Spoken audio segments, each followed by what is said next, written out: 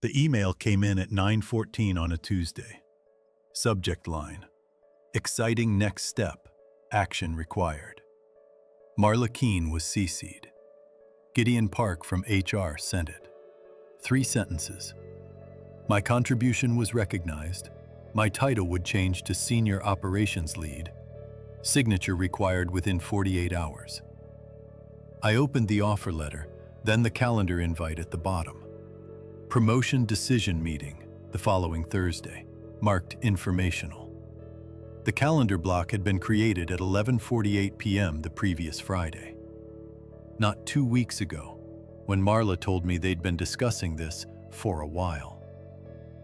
Friday at 11:48 p.m., the same night our quarterly controls report flagged a 4.3% inventory discrepancy that hadn't appeared in any previous version. I didn't say anything. I went to my morning metrics call, gave the numbers, 1,247 units processed, 98.6% accuracy, 3 open variances, and logged off. I did my warehouse walk. I cleaned up the spreadsheets. I kept the loop running like nothing had landed in my inbox. That loop was 3 years of the same rotation. Metrics call at 7:30, same dial-in, same format, same 12 people on mute until someone asked a direct question. Walk at 9, same route, same clipboard, aisle 4 to aisle 12 and back. Spreadsheets cleaned and reconciled by noon. Then, Thursdays at 3, the conference room they called alignment. Beige walls, 1 window facing the loading dock. Waiting for Marla, who never sat down. She'd stand in the doorway with her arms crossed and 1 foot in and 1 foot out, like she was maintaining the option to leave at any second and wanted the room to feel that. We'd go through the numbers scheduled to go upstairs and make sure they told a consistent story. That's the word she used, consistent. If a variance had an explanation, we used it. If something wasn't resolved, we called it in process and carried it to the following week. We didn't create numbers. We shaped the context around them. Now there was a title on the table that would make me, on paper, the person responsible for controls and reporting integrity. Sitting in a shared folder was a quarterly report with a 4.3% gap and my name on the distribution list. If I signed, I wasn't getting a title. I was absorbing the gap. Every variance we'd smoothed, every open item, everything flagged since the last audit, all of it would point at my name and a start date that placed me at the center of the period in question. I had 11 days of savings at my current burn rate. If I refused, I'd get the not a team player conversation, and inside 6 months, I'd be managed out. No usable reference, no severance. I'd relocated twice in 4 years chasing stable work. The math ran in one direction. I also couldn't sign something that defined what I was responsible for before I understood why it had been written that way, by those people, at that hour. So I opened the version history on the offer document.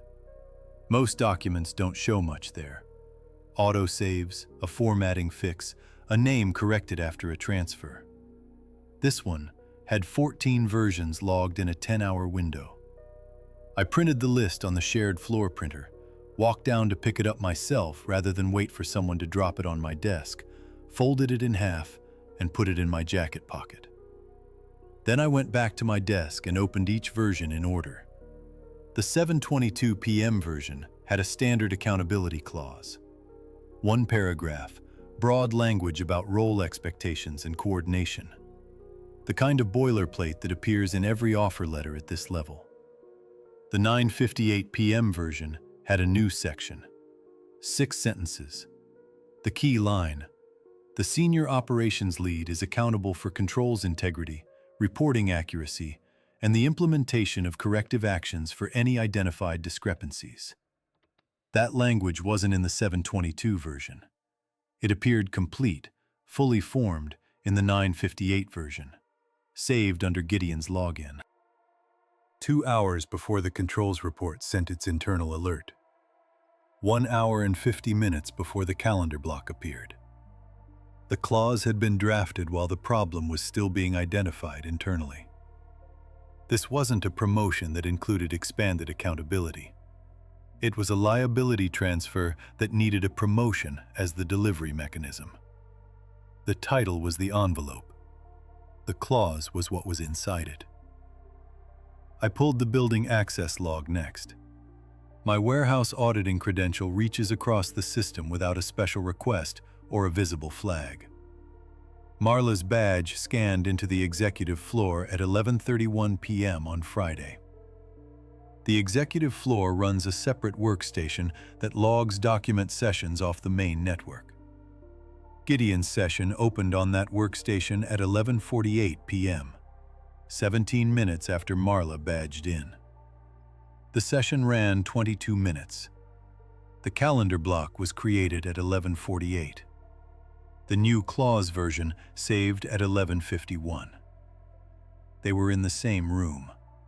One badged in, the other logged on. I added the access log to the same folder as the version list and saved a second copy to a personal drive I keep off the company network. Noah Voss had mentioned the promotion 2 days before the email arrived. Said he'd heard things were moving in my direction. Seemed pleased for me in the way people seem pleased when they already know how something ends. I'd wondered at the time how he knew before I did. I didn't ask him now. Noah is precise about what matters and vague about what led him to it. I didn't know what he was positioned for in all of this, and I didn't want to give him anything useful while I worked that out. Gideon left a voicemail at 4:30 that afternoon. Just reaching out to confirm you received the offer documentation, and to note that the 48-hour window is a standard process requirement. Please don't hesitate to reach out with any questions about next steps. Standard process. He said that phrase 3 times in 40 seconds. I saved the voicemail and noted the timestamp on the envelope.